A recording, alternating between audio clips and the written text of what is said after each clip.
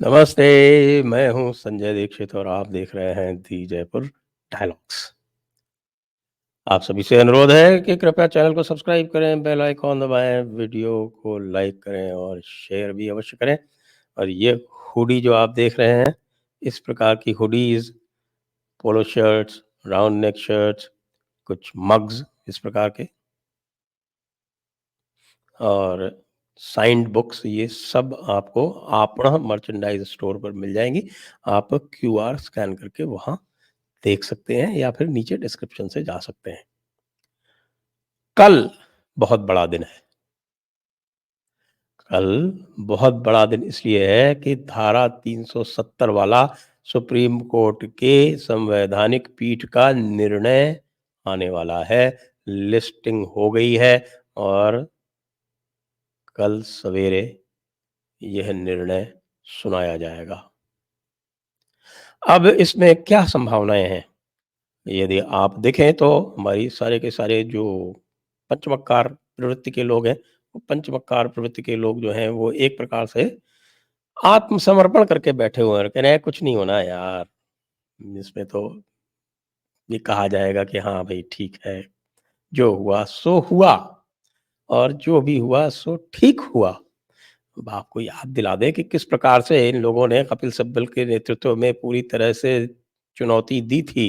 धारा 370 को निष्प्रभावी करने वाले प्रावधानों को मैं इस पर लगातार जब 370 की सुनवाई चल रही थी तो मैं रोज़ाना प्रतिदिन सुनवाई की समीक्षा किया करता था। उन सुनवाई की समीक्षाओं को आप वापस देख सकते हैं। आपकी सुविधा के लिए मैं यहाँ पर नीचे उनके लिंक्स डाल दूँगा अवश्य। जिससे आप उन सुनवाई के जो मुद्दे थे उनके बारे में आप देख सकें कि क्या हो रहा था। और कपिल सिब्बल ने जिस प्रकार के आर्ग्यूमेंट किए थे, जिस प्रकार से ये कहने का प्रयास किया था कि भाई ये तो जो कुछ भी हुआ था, उसमें यदि आपने कुछ भी किया तो वो संभव नहीं है क्योंकि जैसे ही कॉन्स्टिट्यूएंट असेंबली भंग हो गई, जम्मू और कश्मीर की आपको ध्यान है कि कॉन्स्टिट्यूएंट असेंबली थी। जम्मू और कश्मीर का जो 370 के जो विशेष प्रावधान किए गए थे, उसके अनुसार वहाँ एक कोई भी संविधान में संशोधन किए जा सकते थे, जम्मू और कश्मीर के संबंध में। संविधान में संशोधन किए जा सकते थे प्रेसिडेंशियल ऑर्डर्स द्वारा, राष्ट्रपति के आदेशों के द्वारा मतलब कैबिनेट के आदेशों के द्वारा। और उनके द्वारा ही जो पहले कुछ आदेश निकाले गए थे उसके अनुसार ये तय हुआ था कि भई जम्मू और कश्मीर का एक अलग से संविधान होगा, जम्मू और कश्मीर की अलग से कॉन्स्टिट्यूएंट असेंबली होगी और जम्मू और कश्मीर की उस समय 76 लोगों की कॉन्स्टिट्यूएंट असेंबली का चुनाव हुआ था। और शेख अब्दुल्ला इतने बड़े प्रजातांत्रिक थे कि 76 के 76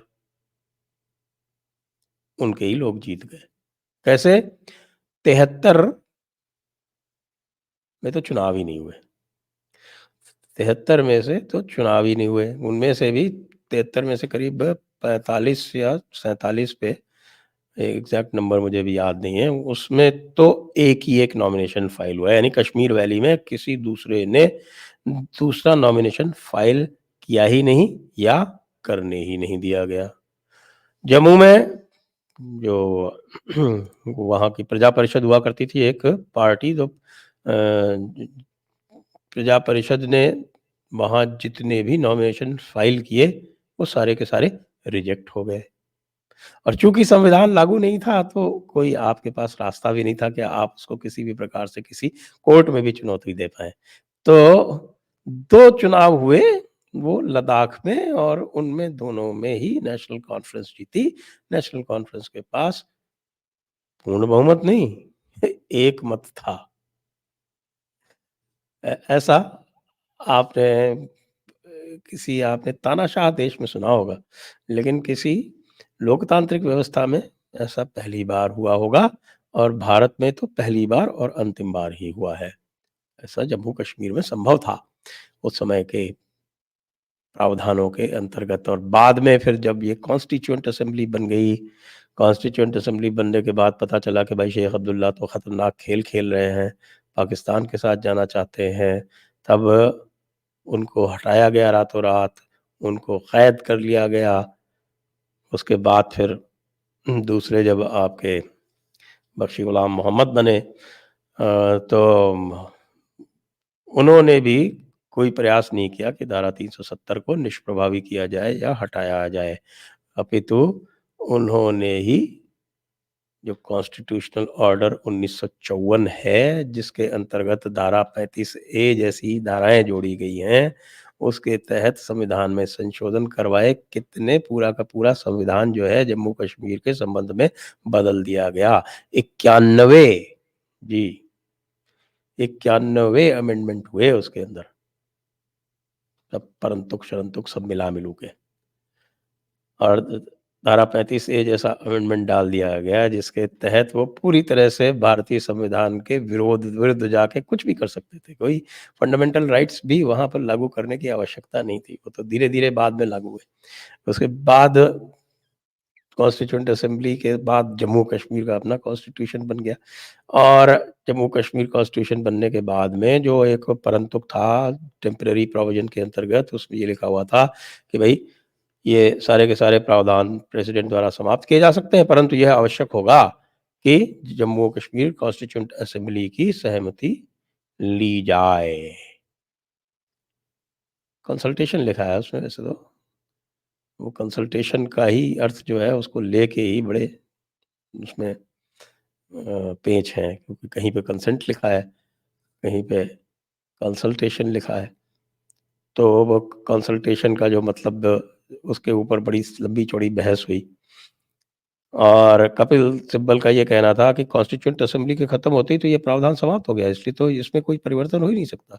अच्छा, ऊपर टेम्परेरी लिखा है, भाई लिखा हुआ है कि टेम्परेरी ट्रांजिशनल, तो ये टेम्परेरी क्या है, ये ट्रांजिशनल क्या है, इसके बारे में बात पूरी उन्होंने की अवश्य, लेकिन बाद में जब सारे के सारे तथ्य सामने लाए गए तो मामला उनका बिगड़ता दिखा, और यह भी दृष्टिगोचर हुआ कि भाई जो अमेंडमेंट्स या जो भी रेजोल्यूशंस लिए गए हैं 5 अगस्त 2019 को, उस प्रकार का पूरा प्रेसिडेंट उपलब्ध है, और उनको माननीय उच्चतम न्यायालय द्वारा वैध ठहराया जा चुका है। जी हाँ, पीएल लखनपाल 1 एंड 2, और उसमें आपका एक प्रेमनाथ कौल,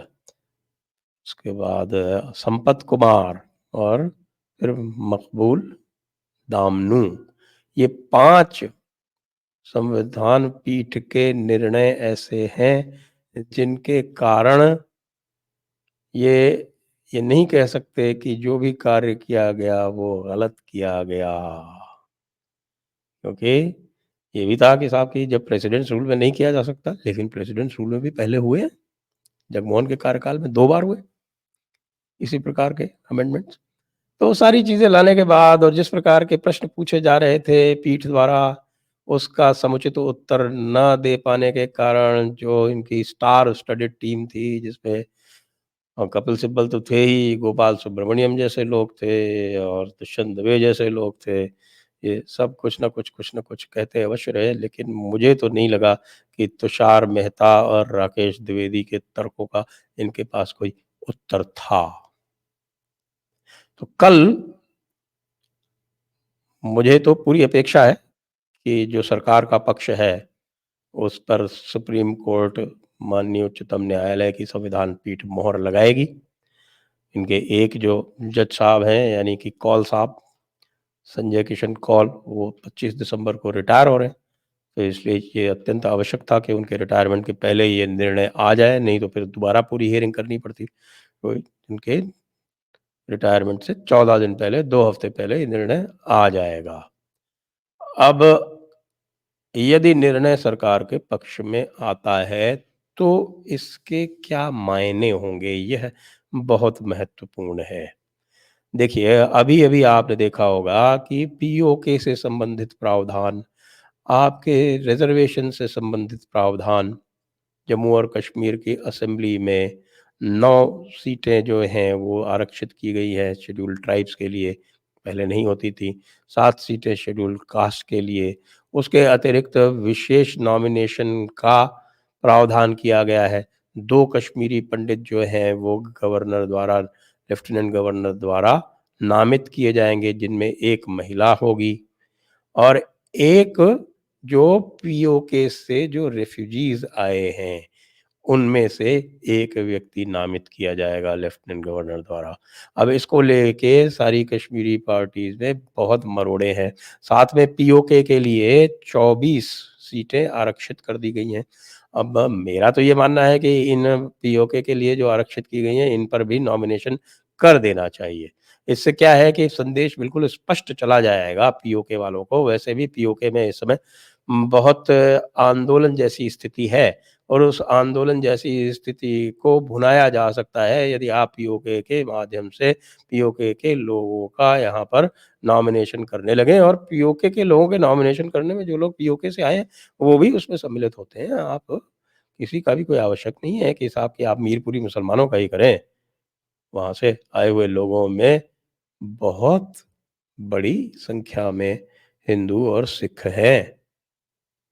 आपको यदि याद हो, यदि आपने मेरी पुस्तक अनब्रेकिंग इंडिया पढ़ी है, तो आप याद करें उस समय इन लोगों ने राजौरी, पुंछ, मीरपुर, कोटली इत्यादि में हज़ारों हिंदू और सिखों की हत्या की थी। कम से कम 50,000 का आंकड़ा है ये।